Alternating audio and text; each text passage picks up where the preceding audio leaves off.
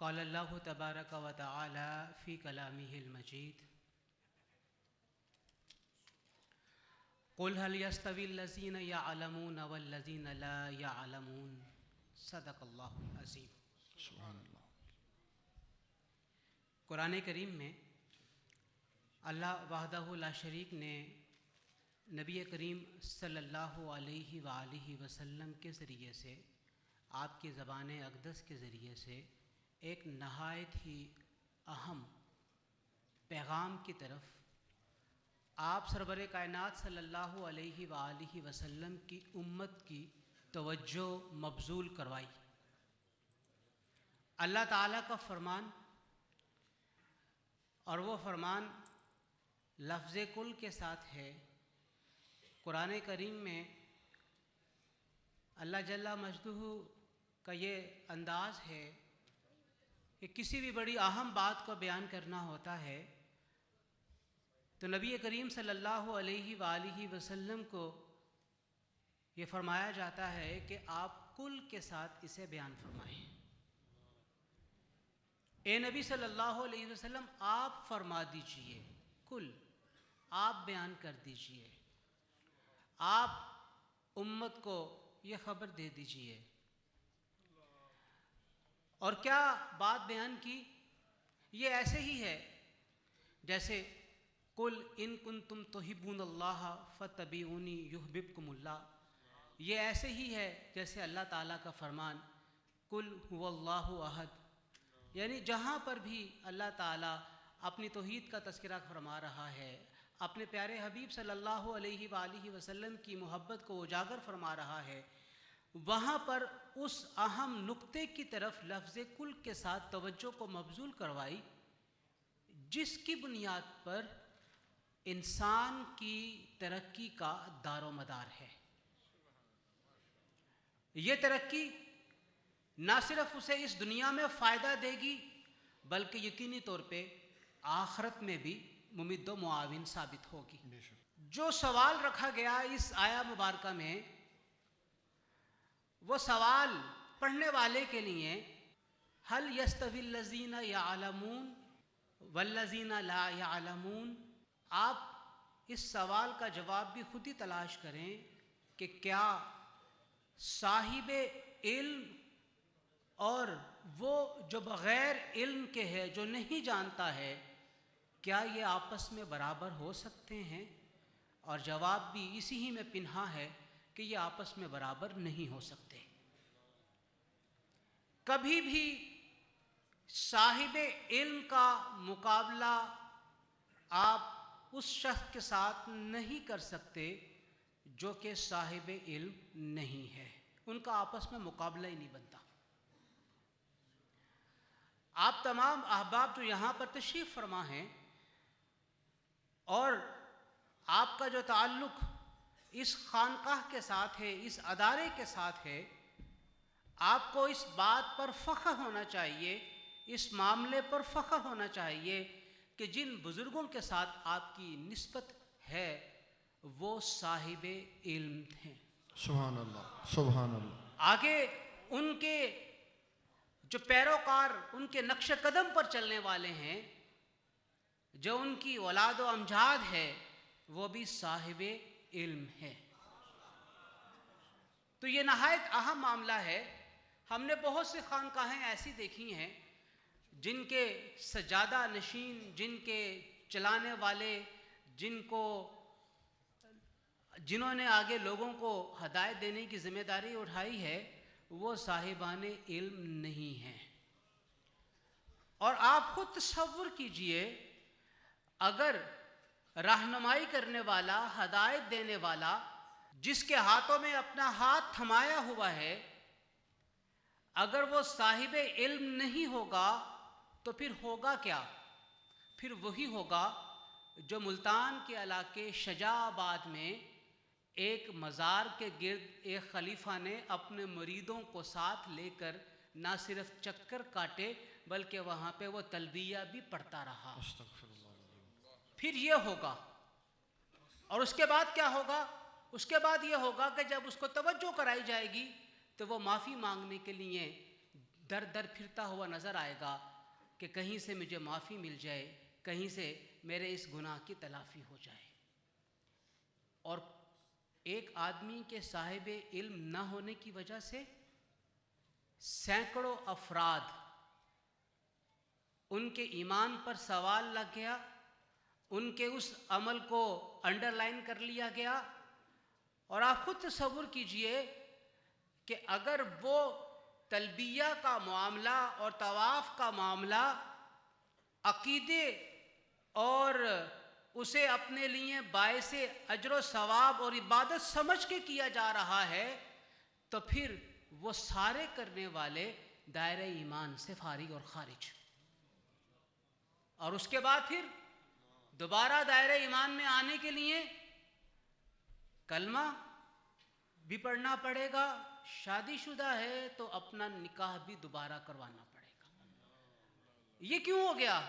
इसलिए कि वो फ़र्द जिसने रहनुमाई करनी है, जिसने हदायत देनी है, जिसने लोगों को लेकर चलना है, अल्लाह के रास्ते की तरफ बुलाना है, वो साहिब इल्म नहीं था। इसलिए ये इंतहाई अहम और ज़रूरी है कि आप जिनके हाथों में अपना हाथ थमा रहे हैं, आप जिन्हें अपना पेशवा और मलजा मान रहे हैं, जहाँ से जाके आपने अपने ज़िंदगी गुजारने के बुनियादी उसूलों को अख्ज़ करना है और ज़िंदगी गुजारने का तरीक़ा लेना है, वो साहिबान इल्म होने चाहिए। बेशक।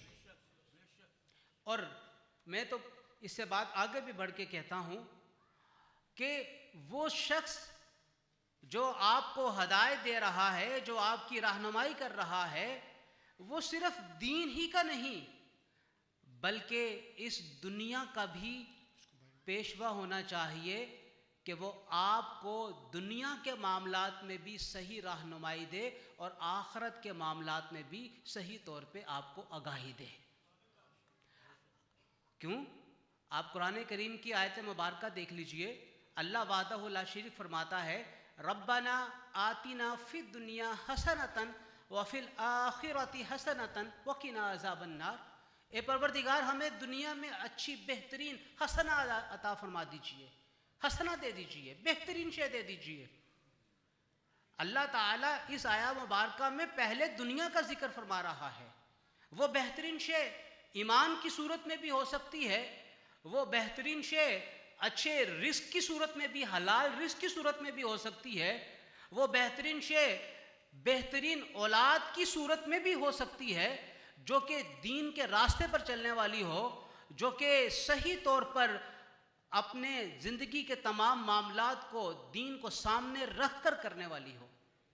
जब हम दीन के रास्ते की बात करते हैं तो हमारे जहन में एक ही तसव्वुर आ जाता है कि भाई दीन का रास्ता यही है कि हम दरस निज़ामी पढ़ लें और उसके बाद कुरान करीम का तर्जमा और दोहरा हदीस कर लें और उसके बाद मुफ्ती बन जाए, ये दीन का रास्ता है। अहबाब, ये दीन के बुनियादी उलूम को जानने का एक निसाब है जो कि अरबी ज़बान के अंदर मुरत्तब किया गया। अब दीन तो इस मामले का नाम है जो अमर आपने दीन के हवाले से सीख लिया, उसे अपनी ज़िंदगी में मुरत्तब करके दिखा दे, अपनी ज़िंदगी को उसके मुताबिक तश्कील कर लें। अगर दीन पढ़ने के बावजूद ज़िंदगी उसके मुताबिक तश्कील नहीं पाई है तो फिर ऐसा दीन न दुनिया में फ़ायदा देता है न आखिरत में फ़ायदा देता है। कुरान करीम में इसलिए कहा गया, लिमा तक़ूलूना मा ला तफ़अलून। तुम्हारा अमल और तुम्हारा कौल ये दोनों आपस में बराबर होने चाहिए। जो कहते हो वही तुम्हारे आज़ा, जवारे, अतराफ, तुम्हारा जिस्म उसकी गवाही दे कि जो तुम्हारी ज़बान से बात निकल रही है वो सही बात है, क्योंकि तुम्हारा जिस्म भी उसी सही बात के ऊपर अमल करके दिखा रहा है। आज हम देखते हैं, हम दीन हासिल कर लेते हैं, हम दीनी लोगों के साथ उठना बैठना शुरू कर देते हैं, हम उनके नाम की माला चापना शुरू कर देते हैं, लेकिन जब पसे पुश देखते हैं, पीछे मुड़ के देखते हैं تو زندگی کا کوئی بھی ایک عمل ایسا نہیں ہوتا جو دین کی حقیقی روح کے عین مطابق ہو. اور اگر دین کی حقیقی روح کے عین مطابق ہماری زندگی کا عمل نہیں ہے تو پھر ہم جتنا بھی ان مصاحبین کے ساتھ بیٹھتے رہیں، ان کے ساتھ اٹھتے رہیں، ان کے جوتے سیدھے کرتے رہیں، زندگی میں آخرت میں کسی قسم کا کوئی فائدہ نہیں ہوگا. یہ جو دین کے راستے پہ چلنے کا اندیا ہے، بلا شبہ بزرگوں کی نظر بھی ہوتی ہے، لیکن اس کے ساتھ ساتھ جب تک آپ اسے اپنے اندر سے نہیں نکالیں گے، آپ کا اندر اس پر عمل کرنے کے لیے تیار نہیں ہوگا، آپ دین کے راستے پہ عمل پیرا نہیں ہو سکیں گے. ایک مثال دیتا ہوں میں آپ کے سامنے. اس وقت یوٹیوب کے اوپر، واٹس ایپ کے اوپر اور جتنے بھی سوشل میڈیا ہیں ان پہ آپ کو ایک سے بڑھ کے ایک موٹیویشنل سپیکر ملے گا، ایک سے بڑھ کے ایک آپ کو، آپ کے ذہن کو مائل کرنے والا، گفتگو کرنے والا، بڑے اچھے اور لبھانے والے انداز میں مائل کرنے والے لوگ ملیں گے. لیکن آپ 100 موٹیویشنل سپیکرز کے 1000 گفتگوؤں کو سن لیں، آپ میں تبدیلی نہیں آئے گی جب تک آپ اندر سے اپنے آپ کو بدلنے کا نہیں سوچیں گے. قرآن کریم میں اسی کی طرف اشارہ کیا گیا ہے کہ اللہ تعالیٰ کسی بھی قوم کو تبدیل نہیں فرماتا ہے جب تک کہ وہ خود اپنے آپ کو تبدیل کرنے کا نہ سوچیں. تو یہ جو دین کے راستے کے اوپر چلنا ہوگا، اس کے لیے تڑپ ہمیں اپنے اندر سے نکالنا ہوگی، ہمیں اپنے وجود میں تڑپ پیدا کرنی ہوگی. اور جب تک یہ تڑپ آپ کے وجود میں پیدا نہیں ہوگی، آپ دین کے راستے کے اوپر نہیں چل سکتے. اور دین کے راستے پر چلنے کا ایک مفہوم جو حدیث سے اخذ کیا گیا ہے، حدیث میں یہ آیا ہے کہ تمہاری حالت ان بیان کردہ اشخاص میں سے کسی ایک شخص کی ہونی چاہیے. تمہاری حالت کسی ایک حالت کی طرح کی ہونی چاہیے. اب وہ حالات کیا ہیں؟ یہ حالت کیا ہے؟ یا تو تم علم حاصل کرنے والے بن جاؤ، یا تو تم علم دینے والے بن جاؤ، یعنی معلم بن جاؤ، یا معلم بن جاؤ یا متعلم بن جاؤ. علم لینے والے بن جاؤ، علم دینے والے بن جاؤ، یا پھر تم ان علم دینے والوں کی صحبت میں بیٹھنا شروع کر دو. اور آخری بات یہ کہ اگر تم نہ عالم بن سکتے ہو نہ متعلم بن سکتے ہو اور تم ان کی صحبت میں بھی اس طرح نہیں بیٹھ سکتے تو تم ان کے مددگار بن جاؤ. تمہاری حالت ان کے مدد کرنے والوں کی ہو جانی چاہیے. اور یہ مدد ہم تصور یہ کرتے ہیں کہ صرف پیسے دیں گے تو مدد ہوگی. حقیقت میں صرف پیسے دینے سے مدد نہیں ہوتی. ان لوگوں کی جو دین کا علم، جو اللہ وحدہ لا شریک اور اللہ کے رسول کے راستے پر چلانے کا علم دے رہے ہوتے ہیں، ان کی مدد یہ بھی ہوتی ہے کہ ان کے راستے میں آنے والی تکالیف اور روڑوں کو اور حاسدین کے حسد کو بھی دور کیا جائے. جہاں پر بھی دین کا کام ہوتا ہے، کچھ لوگ ایسے ہوتے ہیں جو راستے کی رکاوٹ بنتے ہیں، راستے میں بڑے بڑے پتھر بن کے کھڑے ہو جاتے ہیں. تو ان حالات میں بہترین عمل کیا بنتا ہے، مدد کیا بنتی ہے کہ آپ ان تمام روڑوں کو ہٹانے میں ان کی مدد کریں. آپ اس راستے میں آنے والی تمام بڑی تکالیف کو ختم کرنے میں ان کا ساتھ دیں. اور صرف یہ نہیں کہ آپ اپنے مال کے ذریعے ان کی مدد کریں. یقینی طور پہ مال کے ذریعے مدد کرنا بھی بہت بڑا اجر و ثواب کا باعث بنتا ہے، لیکن اس کے ساتھ ساتھ ان سے ان کے راستے کی آنے والی رکاوٹوں کو بھی دور کرنے کا اہتمام کیجیے. میں نے کسی کا واقعہ پڑھا، کوئی بدمعاش تھا اور وہاں پر کسی عالم کو گفتگو کرنے کے لیے بلایا گیا. وہ خطہ یا وہ جگہ جہاں پہ عالم کو گفتگو کرنے کے لیے بلایا گیا وہ قادیانیوں کا مرکز تھا.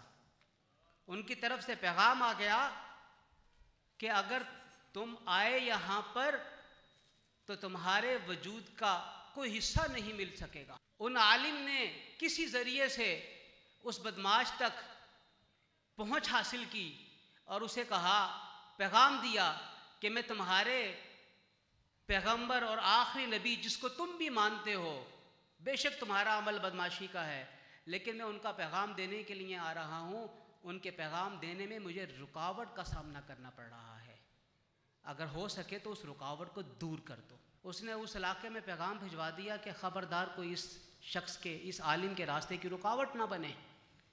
और फिर वो आलिम गए, उन्होंने जाके अपना तबलीगी काम किया, पैगाम दिया, पैगाम देने के बाद अपने घर को चले गए।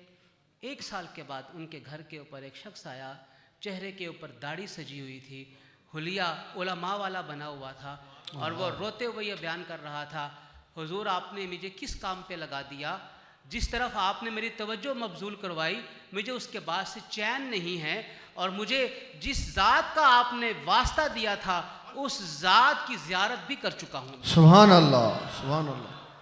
तो बात बताना मकसूद ये है कि सिर्फ और सिर्फ आपके माल की ज़रूरत नहीं होती, आपके अखलाकी कुव्वत और अखलाकी साथ की भी उतनी ज़रूरत होती है जो कि माल काम करता है। आपका साथ देना यकीनी तौर पे दीन के काम करने वालों के रास्तों की हर रुकावट को दूर कर देगा। अल्लाह ताला हमें दीन के सही और सच्चे रास्तों पर चलने की तौफीक अता फरमाए। वमा अलैना इल्लल बलाग।